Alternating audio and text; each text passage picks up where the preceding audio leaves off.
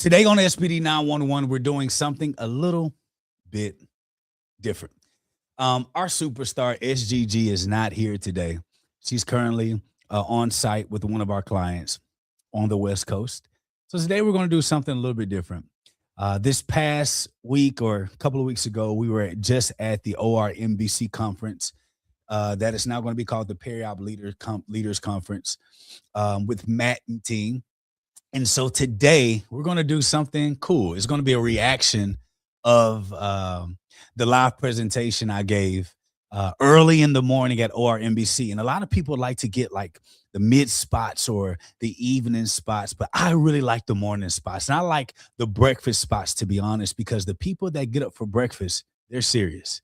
They're serious about eating or they're serious about getting game. So I love that morning spot because you get the people that are intentional about change. And that's the thing we're caring about most as a company, being intentional about change. So welcome back to SPD911. We are about to get going. Let's go. This show is all about tracking the toughest challenges in sterile processing. Is that we live in a world where shadowing is considered training. SPD911, we stand together.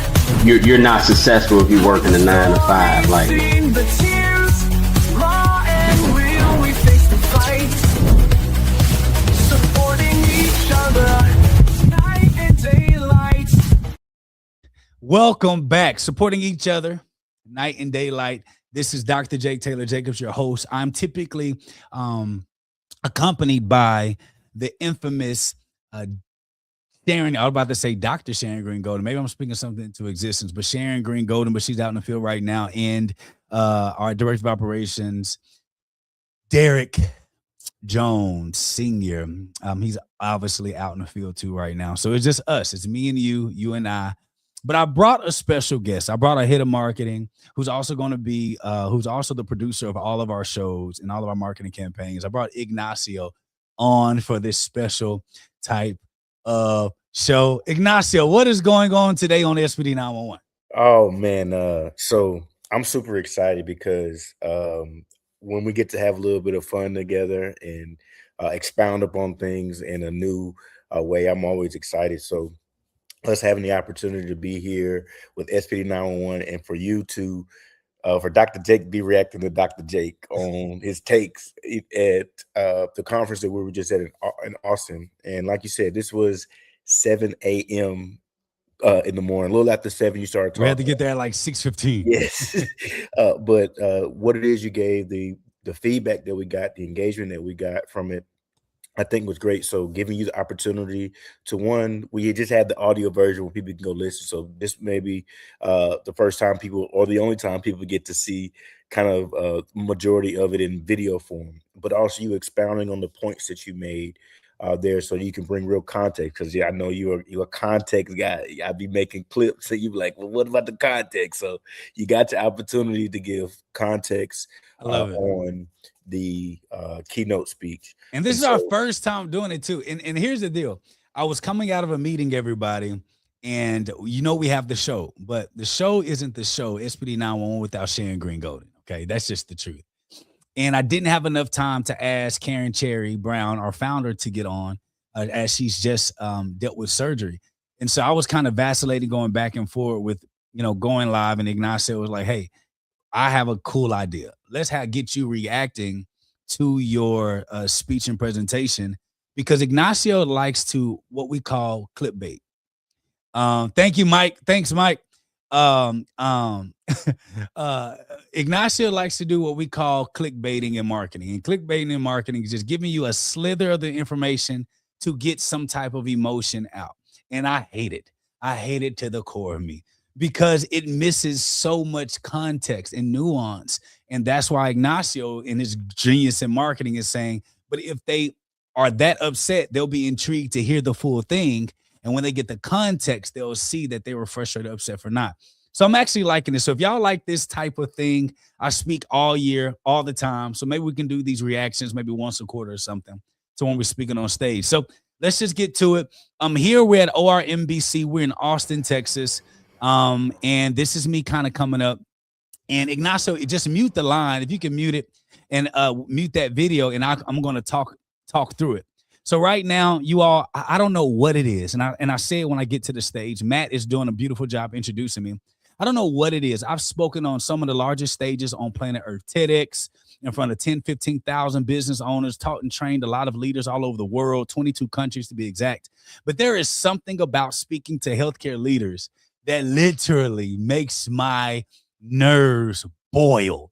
And I think a lot of it has to do with, and I explained in the video, a lot of it has to do with, this is a work I actually care about. I care so deeply about moving the healthcare industry forward, because you folks in the healthcare space, the frontliners, you're the real superheroes. You're saving lives literally every day. And I know that anything that I say that could be placed or done at a hospital system could ultimately affect the livelihood of a human being. And so I'm very intentional about that. So every time I speak, that's why I get all nervous about it. So we're going to let it play a little bit. He's going to let the video go, and we're just going to stop and kind of react to it. And when we run out of time, we're going to stop it, but you can listen to the whole presentation on our podcast, Bred to Lead, which is currently ranked number 18 in the country. All right, let's get it. Michael said, I'll catch this shortly. I just released my first podcast and working on my next. I'd love to partner with you in the future. Michael, let's not do the future. Let's do now. Michael, let's go now. All right, Iggy, let's go. I'm sorry, I got excited. It just gets me all in. Y'all get me anxious. These judgy eyes. What's this next smart guy got to say? And the truth is, y'all made me go talk to my counselor. I went and told on y'all. When I asked my counselor, I said, why with this group of people do I get so anxious?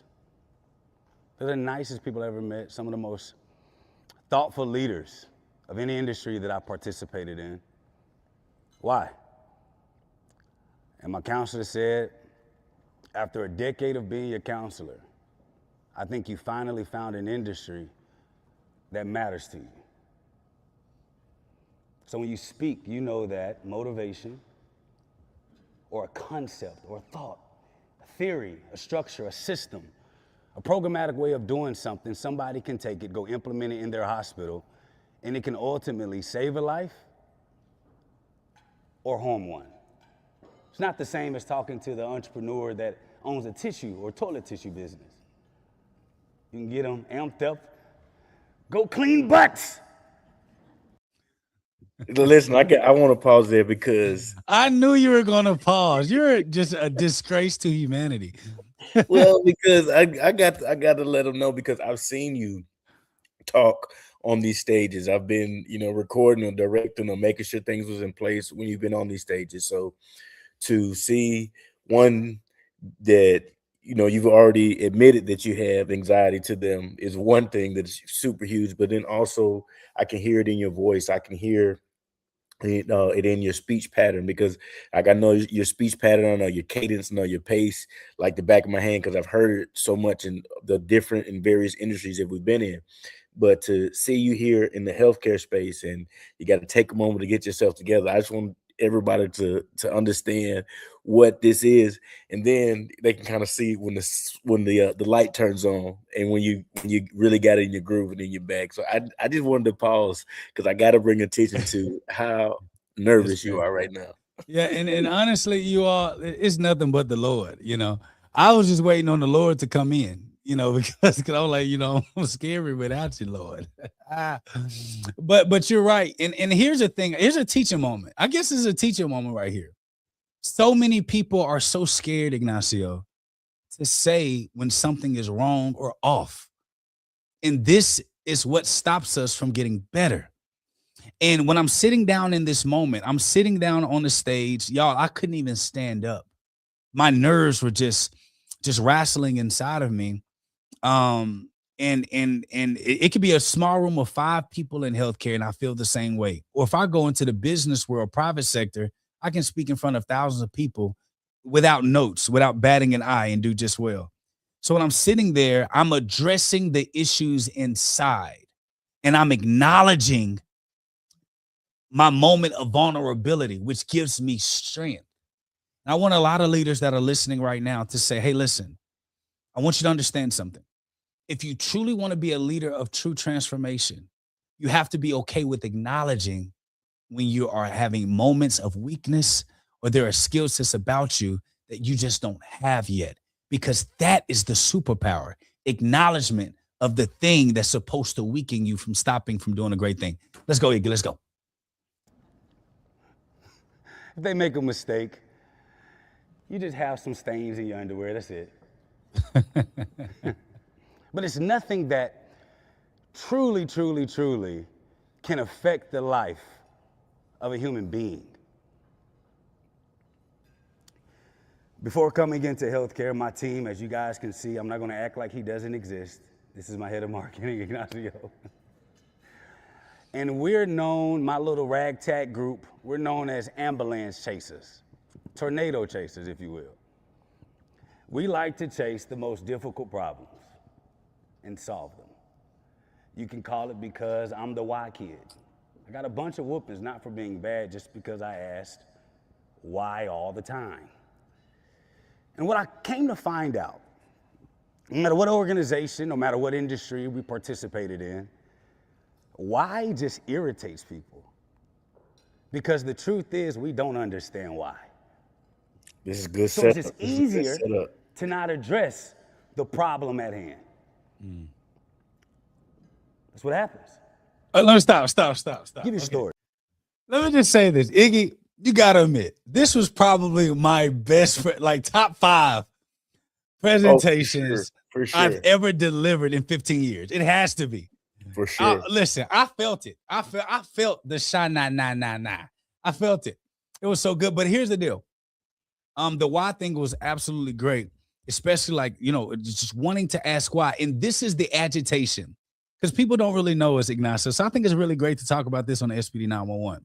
When we call us ambulance chasers or tornado chasers, for those people that don't know, my team came and partnered with SIPS to bring about a new SIPS, and in that alignment with taking sterile processing healthcare in another direction that we haven't seen before. And the key to that is you have to come in asking why. And why does agitate folks? It doesn't matter the industry. It's not just healthcare. It's any industry. When people have been doing something a specific way for a elongated period of time, on many accounts, I don't know the percentage. I'm not going to act like I know a percentage. But on many accounts, most people have never asked why. They haven't broken down the infrastructure or systems or flow to figure out, why are we operating this way? What's the structure? A lot of times with era that continue to grow, with eras that come in an industry, you kind of just stack on top of each other. And I'll talk about that later. You just stack on top of each other and you just kind of create fail shoots along the way. And then you try to bring order to it. And so when I come in, we're really just probing. I like to just probe. I'm a scientist in business. I like to probe. I like to kind of get underneath where people are comfortable to find out if this is the actual best way, or could we find a more proficient way to do something?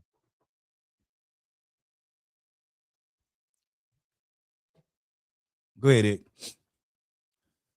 Ed. Participated in.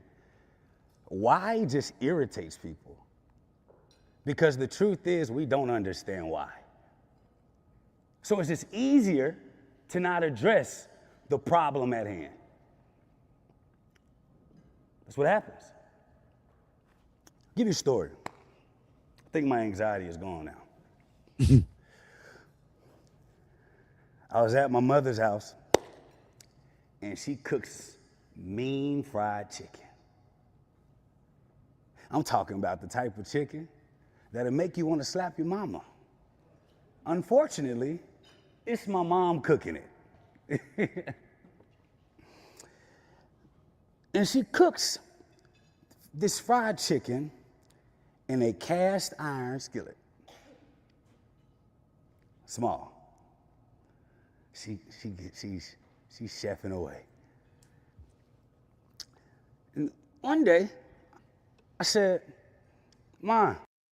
Now I gotta tell you, we wrong because it's lunchtime and some of these folks watching this on their lunch break. Yeah, or Talk right, about chicken. they about to go to lunch, but not yet. So you talk about chicken and then sizzle in the pan. I just want you to know you're wrong. Well, I'm fasting right now, you know, so Oh, so it don't matter to you. Gotcha. it don't matter. Gotcha. It's 1,000 of us in this house. Why are you cooking all of this chicken in a small cast iron skillet? It's taking you forever to do the same thing that you could do with a bigger cast iron, at least. She said, baby, because this is just, she starts to make up this excuse. Because when it's smaller, you know, it heats up faster and it keeps it hot. And that's how I get it crispy. And your grandma and great-grandma, they all did the same thing. And I said, told you I was the Y kid. So I can cook a little bit too. I went home and I got me a cast iron skillet, but a bigger one. Because I just wanted to test the theory. Is mama right? Or is this one of them folk tales that you just say because you don't know the answer to my question?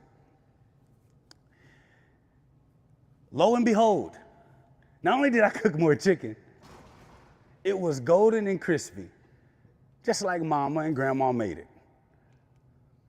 So I went back to my mom and I said, well, Mom, I thought you said that the smaller cast iron skillet heats up more and it's the only way that you can keep the brown even and all those things. She said, you know, I just never thought to get a bigger skillet. So I go to my grandma. Hey, G lady, I'm her favorite, if you can't tell.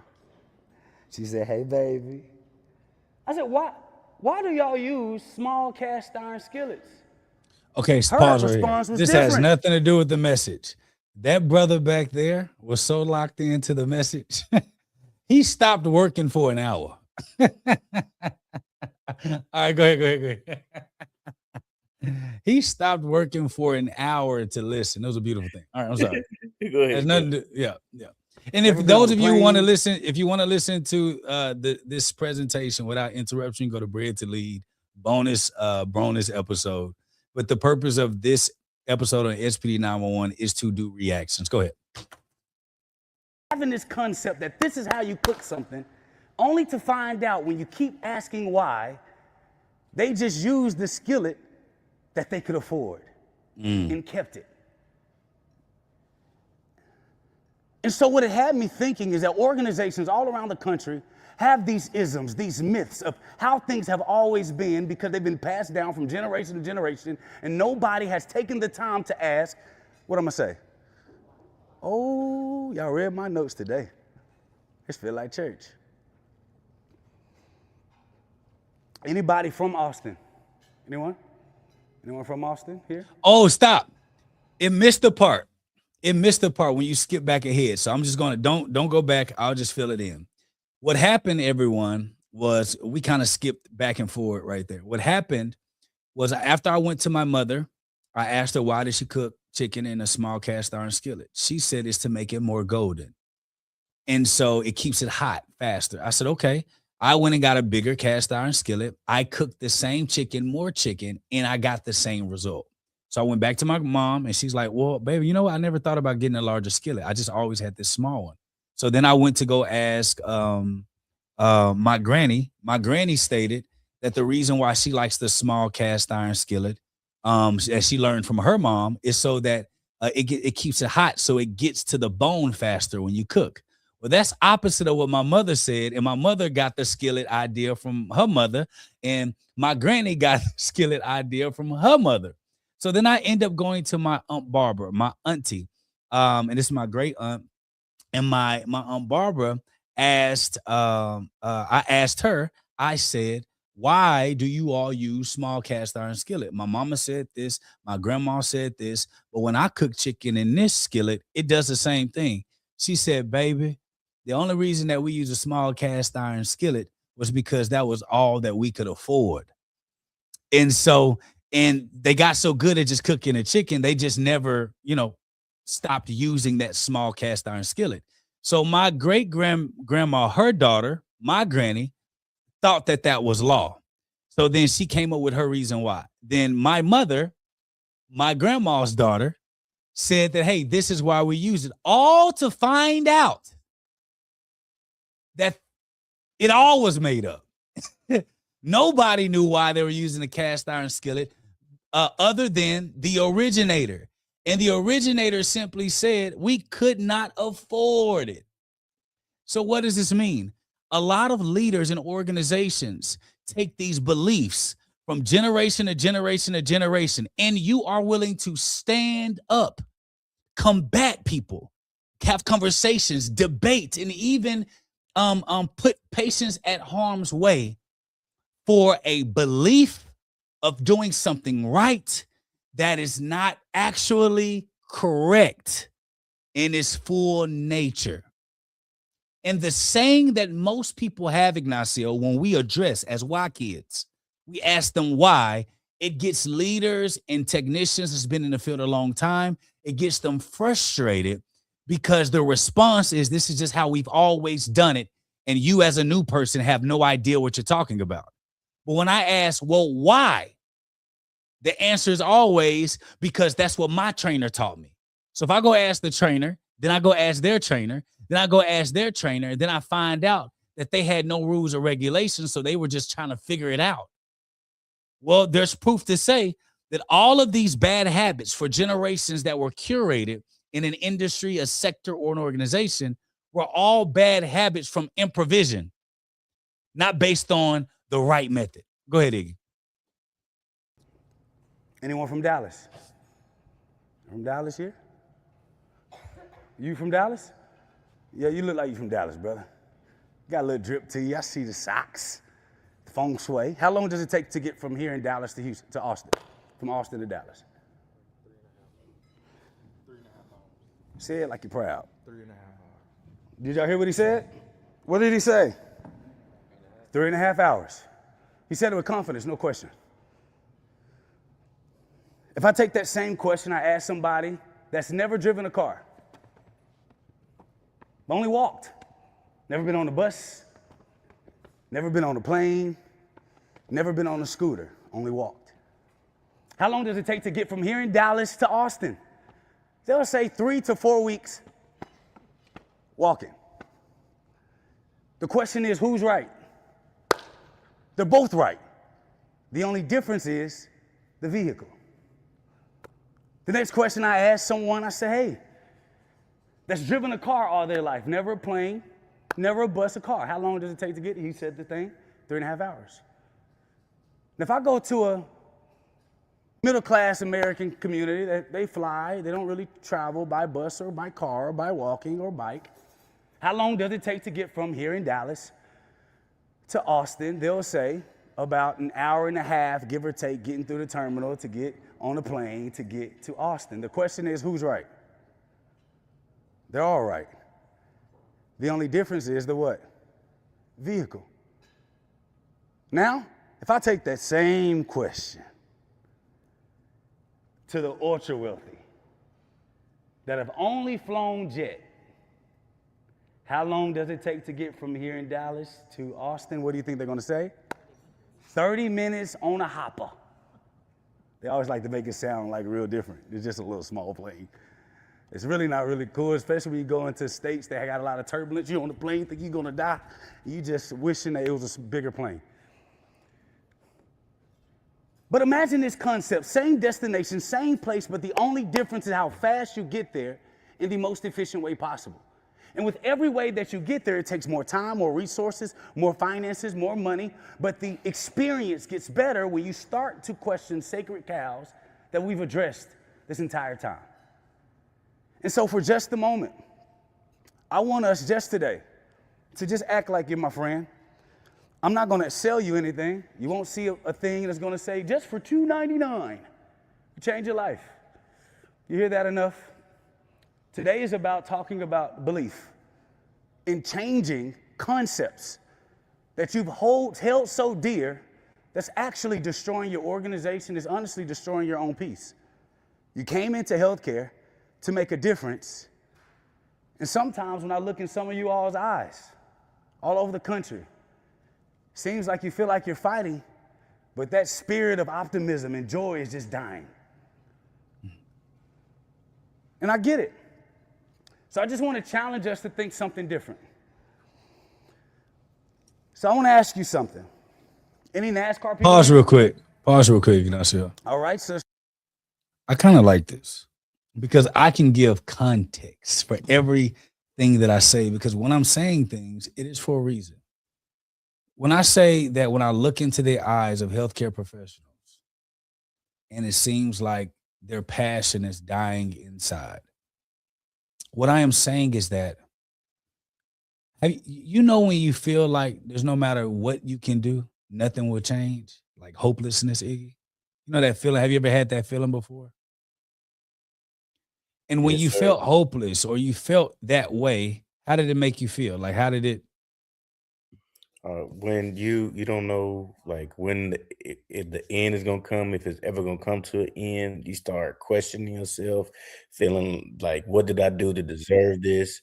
Am I worth, being better than this? You start questioning yourself a whole lot.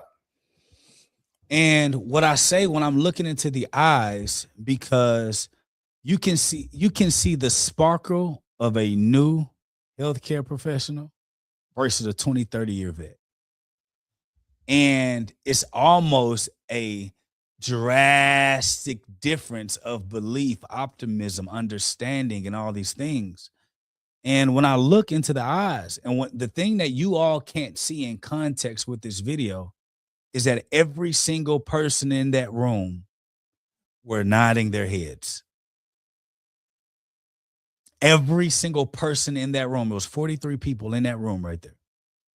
They all were nodding their heads in agreement. So it doesn't matter, how people feel when I say something, but in the room with VPs of periop, CNOs, VPs of surgical services, directors of SPD, directors of periop, directors of OR, when they're in that room and I'm looking them in their eyes, and I say that when I look you in your eyes, I can tell that your passion is dying, or for some of you, dead. Every single one of them came into agreement, looked at each other, looked at me, and started doing this with their head. And one lady, a tear rolling up in her eyes. And I want y'all to understand this. For anyone that's listening to this podcast right now, that's not from healthcare, you don't have to go and look on movies. You don't have to go to TV shows to find superheroes. They're in scrubs every day. They scrub in every day. They go to that locker room. They put their superhero cape on, and they're on the front line saving lives every day. So what would make someone who's a part of saving lives every day be dying inside simultaneously? That's what we're talking about. We're talking about the essence of finding joy in what we do again. And I say what we do again because I'm in healthcare too. All right. Go ahead and push play, Ignacio. And again, if any of y'all want to listen to this uninterrupted, it's on Bread to Lead podcast. It's the bonus episode that just dropped this week. So in NASCAR, we have the driver. They run the race. All eyes are on the driver. We know the drivers. They have the pit crew, the pit lane, the garage team, the hauler. See, the driver's the star. Pit crew on race day, those are the ones that are...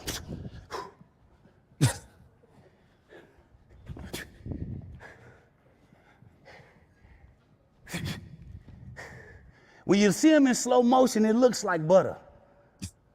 They're fixing a car in less than 11 seconds, and that car's hitting the road. It's a beautiful sight. Then you have your pit lane. That's the track where the action happens. You have your garage behind the scenes. They prepare the car, inspect every component. Without them, it seems like the driver doesn't race, and the hauler delivers the race-ready car to the pit lane on time every time. All of these positions are important. Wouldn't you agree? I ran out of breath. You can't have an amazing pit crew with a terrible driver. I can tell. Right? You can't have an amazing driver with a terrible pit crew. It doesn't work. And you can't have an amazing driver with an amazing pit crew with a terrible garage. Does that work? No. And then your transporter, your hauler, they have to care about the car too. Imagine if everything is perfect, but every time they haul the car, they mess up the driver's car. So it's crazy what it takes to have a flawless organization. Everyone has to actually care about the roles that you play and the positions that we have, because each position matters. Now, there are some positions just quite naturally. They get paid more because they're taking the most risk. But it doesn't mean Pause they're there more real important. quick. Pause there real quick, Ignacio, because I want to show people who aren't familiar with pit crews what it looks like. Can you see my screen, Ignacio?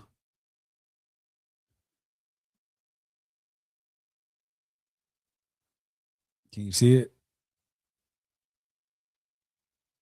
Yeah, I can now put it up. Okay, here it goes, you all. Look how fast he's moving, Ignacio. Watch this. First of all, he's strong as heck to hold that tire like that. Look how fast they're in and out. You all, a superstar NASCAR team can do a full pit stop in 11 seconds.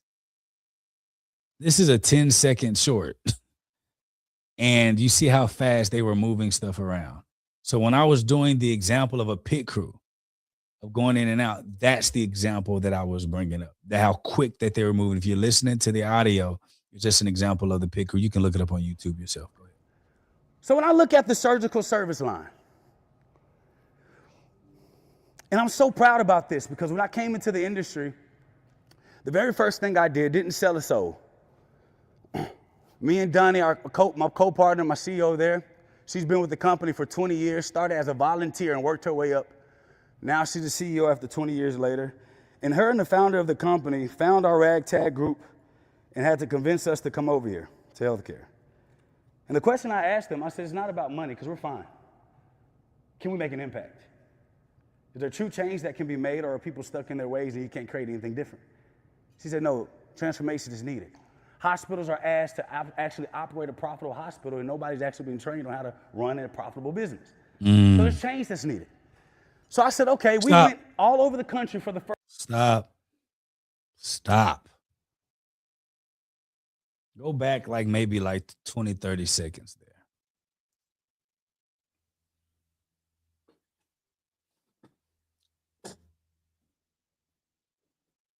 So there's change that's needed. So I said, okay, we went all over the country for the first year, and you'll see in a little bit. And we one-on-one surveyed more than 180 people, leaders, periop leaders, C-suite, executives, SPD leaders, you name it, we've done it. One-on-one, not a survey, not an email. So there's change that's needed. So I said, okay, we went all over the country for the first year, and you'll see in a little bit. And we one-on-one surveyed more than 180 people, leaders, periop leaders, C-suite, executives, SPD leaders, you name it, we've done it. One-on-one, not a survey, not an email blast, not a text message, one-to-one, person-to-person, face-to-face, because it matters. What we found out, I'll share that later with you. But here we have the surgical service line is the surgeon. They run the case, all eyes on them, but they can only run one case at a time. Your OR team, that's your pit crew. Get in there and just like the pit crew. The track, that's the OR. That's where everyone gets to shine. You get your lights on. Sterile processing is behind the scenes. That's your garage. It's the black box everyone forgets about, but complains about when the rubber hits the road. And then your case cart, that's the delivery transport team. The garage isn't support. The garage is part of the operation. It's not the evil stepchild. It's a part of the group. And the driver knows that if the car isn't ready, they lose. The driver respects the mechanics. because winning depends on them. The crew chief coordinates the garage, and pit crew as one integrated team. The team owner invests in the garage because they understand the ROI. Everyone's on the same team. Everyone shares the same goal. Everyone contributes visible and valuable. Contributions visible and valuable. But imagine if NASCAR operated like most hospitals. Just imagine all the things that we. They didn't think I could sing. Iggy. Who knew Barney was my favorite singer? Imagine all the places we can go and see. And I just want people to know that this really is your favorite song. You will be bust out singing this song at any point, any given day, any situation, regardless. So Well, no. Let's go one further. Pull us up bigger on the screen. Again, this is a reaction episode of the presentation. If you want to go watch the full presentation without interruptions, you can always go to Bread to Lead. Go to Apple. You can go to the Apple Store. You go to podcast. You can go to new top shows. You can go all categories. Fastest way is business category. And in the business category, we're ranked number 21 in the country right here. Out of millions of podcasts, our podcast is ranked number 21. So here's the deal. The deal is this. ORBREADTOLEAD.com. That is very this is why I need Iggy, y'all. All right, so just imagine, Barney, it is my favorite song. I actually wrote a song. Y'all, I do a lot. But I wrote a song called Just Imagine. It was off of the premise of the Barney Show. Now, hear me out before you judge me. And I love what Mike said. Put what Mike's coming back up, Iggy. Mike's comment said, and he has a phenomenal podcast. I'm sure it's going to be great. He has one that just started. I can't wait until he invites us on the show so that I can do whatever I can to add value to Mike's show. Mike, thanks for tuning in with us. We love to collaborate with people that want to create change. And unfortunately, we just rub people wrong that doesn't want, they want change in their way versus an out. So anyway, what Mike said here, one of the marks of a good leader is to call out falsehoods. Y'all, I'm 1000% a believer in Christ. I'm a believer. I love me some Lord. And if God called out people, I'm sorry, I'm going to, and Donnie's going to be watching this episode. Donnie's going to watch this episode because she tries to make sure I stay in line with not disrespecting people and their beliefs. But this is my belief. And in my belief, the truth has to stand out from lukewarm, falsehoods, myth beliefs, sacred cows. And this is why we do research and data before we speak. So if anyone ever hears us speak on a topic, please know we spent 3 months to a year researching every crest of every corner for information to cross-validate it. We have a very nice size research team to ensure. That's why as a SIPS Healthcare, we're a training and research operations company. We spend more of our time researching than we do anything else. Okay, so back to Just Imagine. I love Just Imagine, the song, because Barney's like, just imagine all the things that we could be. Imagine all the places we can go and see. Imagination's probably you. All right, you got that right. But then here's my favorite book. It is not John Maxwell. It is not. My favorite book is a Dr. Seuss book. And one of my best friends actually got this for me. Her you can't see it, but she literally wrote a note in here for me. And the book On Beyond Zebra, I suggest any great leader to read this book and really study it. This simple book will change your life, because the premise of this book, On Beyond Zebra, it says that the world goes from A to Z. But true change, true innovation, the real world of creativity, making changes in industries that completely just flip something around, happens after Z. And it's funny because I'm not gonna read everything to you all, okay? I'm not. But as you can see, I'm excited. And again, if you want to watch that presentation without interruption, you go to breadtolead.com. You can see that. But SGG is not here, and I can kind of do my own thing today. So I want to read y'all a page here. And it goes, should I just read these couple of pages? Should I just read them? Should I read them, Iggy? Where'd he go? He left me by myself, you all. All right. So I'm just going to read this really quick. This is on Beyond Zebra. Said Conrad Cornelius O'Donnell Odell, my very young friend who is learning to spell. The A is for ape. The B is for bear. The C is for camel. The H is for hare. The M is for mouse. The R is for rat. I know all the 26 letters just like that. Through to Z is for zebra. I know them all well, said Conrad Cornelius O'Donnell Odell. So now I know everything everyone knows, from beginning to end, from the start to the close, because Z is as far as the alphabet goes. And I want you to look at O'Donnell Odell, and then look at this guy. This guy is more like me. Donald Odell, Conrad Cornelius O'Donnell Odell, he has like this bow tie on. He has a top, like a corduroy top on.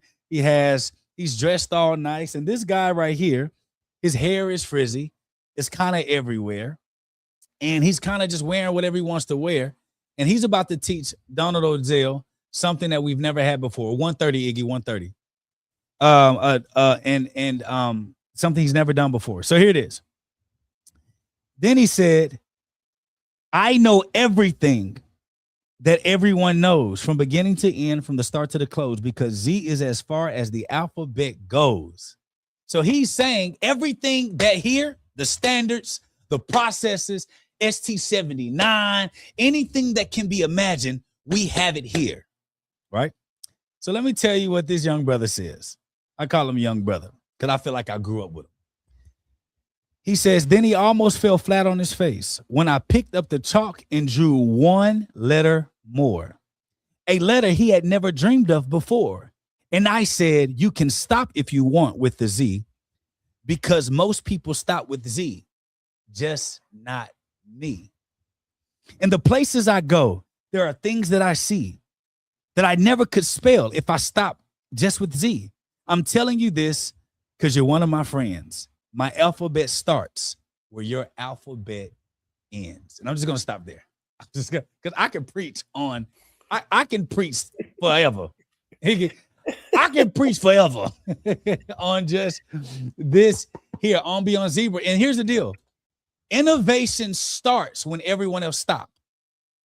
These are the confines of life or the industries. I've been in it for 20, 30 years. We've always done it this way. That can never be changed. And all too often, from biblical speaking biblically, and innovation that has happened in industries all over the world. A lot of change happens from outsiders coming in that haven't been indoctrinated with old beliefs. Those are the ones that challenge with the one question, why? So in SPD911, we talk about answering some of those frontline issues that you have. But today, I want to answer a frontline issue that you're having right now. Are old beliefs stopping you from seeing a new world of healthcare? Are what has always been done stopping you? Here's why, Ignacio. Because the government and healthcare are asking healthcare leaders to do things that they've never knew that they would have to do before. Run profitable hospitals. Subsidies aren't there anymore. They're asking you to be operationally efficient. They're asking you to understand measures and numbers and metrics and quantitative data, and be able to use qualitative data to understand quantitative data, and ask yourself, is what is working actually working?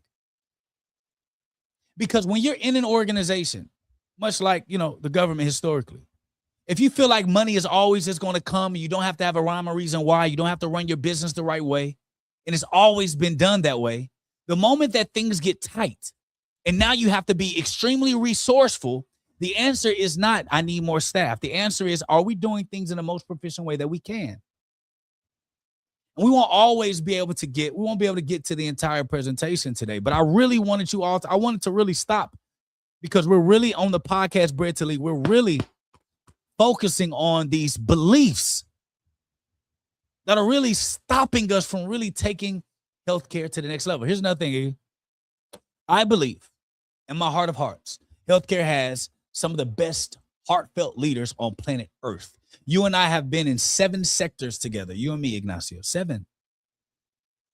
We did great work. I can't think of the word right now, in 4 industry sectors that have never been done before. There are things that we've done in industries, Iggy, that people don't even realize or know that we were the curators or the start of some things. So coming to healthcare, we look at it the same way, to be an ally, an advocate, to say, maybe if we just look at things with a different lens, just imagine all the things that we could be. Imagine all the places we can go and see. Imagination's fun for you and me. That's what On Beyond Zebra is about.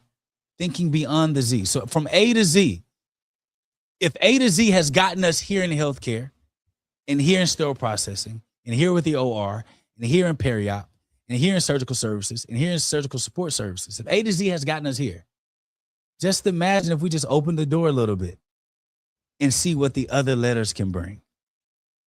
Now, we can't watch all of the show, but obviously, I think, Iggy, we may have to just break this whole thing down. I think so. In pieces every month or something. I think so. Because there's so many jewels that you can pull from, and we were just in the first 10 minutes of an hour a keynote presentation, and it's taken us 47 minutes to explain 10 minutes, and I still don't feel like it's enough. I don't. And this is the difference between ChatGPT knowledge, book knowledge, versus context, substance, doing the work, practical knowledge. And I'm just wanting to bring context to pieces of the bite sizes that you're listening to, even in the podcast, which is why we did. And even in our newest book, Operational Blindness, which is now available, you can go and get a copy if you want on Amazon. Operational Blindness available. But if you are an executive, you want access to this book for free, we're going to send you a complimentary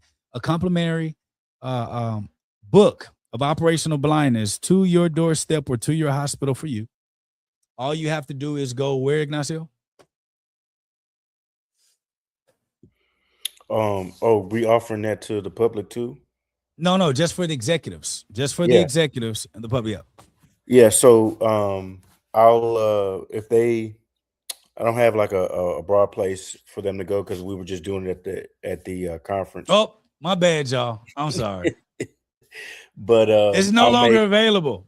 It was available if they were going to read the white paper. I may add it back for. So if they read the Operational Blindness white paper, inside of the white paper, you're gonna have a secret link that they can get access to this for free.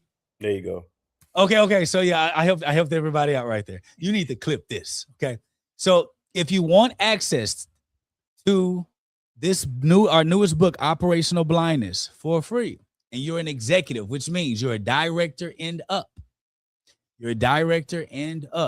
If you go and read our white paper, if you go to sipshealthcare.com, go to our articles, click white paper, and then go to the Operational Blindness white paper, Ignacio is going to hide a secret portion in there with the link. And also, we're going to verify if you are indeed an executive. If you just want to support every single dollar that we make with operational blindness in our books, we actually send it toward our scholarship program to get more people into healthcare. Because I think healthcare is the coolest industry in the world.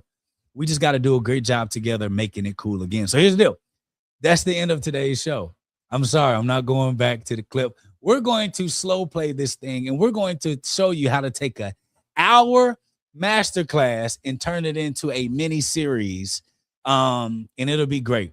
And SGG, hopefully she'll be back next week. But anytime that we do not have a program show because our superstar is not here, SGG, for the show, we're going to break down this react. And if you do like how we react to some of the content that we're putting out, and even if you want to get us to react to some of our clips to give context, let us know, because I think that'll be a great way for us to be able to expound and have conversation.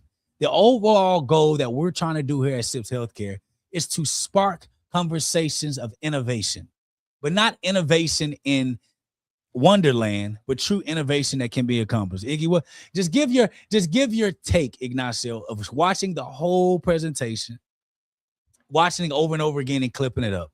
What were 3 of your most favorite portions of the presentation, and why should people go listen to it on the podcast? Yeah, the first one was him getting into the analogy of the chicken and the 3 different answers that he got at the beginning. Yeah. Because when later on inside the presentation, you're going to hear him tie it back to what people are dealing with in periop. Also, I love the analogy about NASCAR and how everybody has to do their part. Just because one person may get more quote unquote shine or lights on them or be more out front, client facing, if you will, doesn't mean that the people in the garage, the people that are doing the hauling, the people that are in SPD, the people that are in periop, techs, the liaisons, or whatever it is, the surgeon matters, but also everybody matters and everybody has to do their part. And then, of course, I definitely thought the idea of they gotta go listen to it, but when you break down when standards came to the OR in the 60s, and then when it actually came to SPD and how those standards came as far as this is the law, but no real infrastructure in place to help people be able to understand it and be able to implement efficiently off of it. So I think that overall, I could probably name some more, but overall, it's very, you got to listen from beginning to the end, because you drop nuggets at the beginning and then you circle right back to them in the middle and at the end to bring, like you say, more context. So it's a great listen. This is just the audio version. Breadtolead.com, on our SIPS website in the journal section, or on any of the podcast apps that you guys have. So I'm going to end it with this. Let me do how we end the show. We usually end the show with giving you something.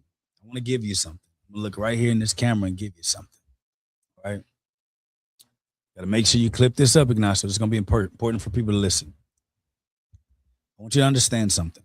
Leaders out there, my bridge builders out there. A bridge builder is a leader that's going through every amount of energy and resource to bridge the gap of generations, departments, bad communication gaps, and everything. So all of my leaders, as a bridge builder, I'm talking to you, bridge builders. If you don't take anything from me, out of anything I will ever say, take this. Content without context is a catastrophe, always. And a lot of us, we judge the content and assume we know what the content meant or the intention of the person without getting the context. And as a researcher, getting my doctorate, you spend a lot of time researching, proving, disproving sources to ensure that the information you put together is in fact as accurate as it can be. And you can't do that without context, because context gives you clarity in understanding why something was said and why it was presented. So anytime you hear any information, don't just take it, take the context. You may go to a conference. They may give you good content, but in context, they're not as large as you or they're not as small as you. You may take the content of leadership. In context, it doesn't fit where you are. There are so many examples that I can give that when context was provided for or that was found, the content that I saw was disproved or approved. So I just want everybody to know this. If you're going to be a leader and you dream to be a great one, never burn bridges, never start arguments, never fire, never come to judgment on content from someone until you get context. Somebody comes to your office complaining about somebody. If you just take their word for it, that means you're moving in action on content without context. Somebody's in the OR, you're getting complaints from SPD. As a leader, it is your job not to come to the defense of the OR immediately. It is your job to get context on what happened. And what happens is when you get context, you develop what we call empathy. You can put yourself in someone's shoes, see it from their lens so that you can see the harm or the success from the eyes of the person who can bring you context. So as a leader, if you don't get anything from me, content without context is a catastrophe, and I'll see you next week. This is SPD911. This show is all about tracking the toughest challenges in sterile processing. Is that we live in a world where shadowing is considered training. SPD911, we stand together. You're not successful if you work in a 9 to 5. Like,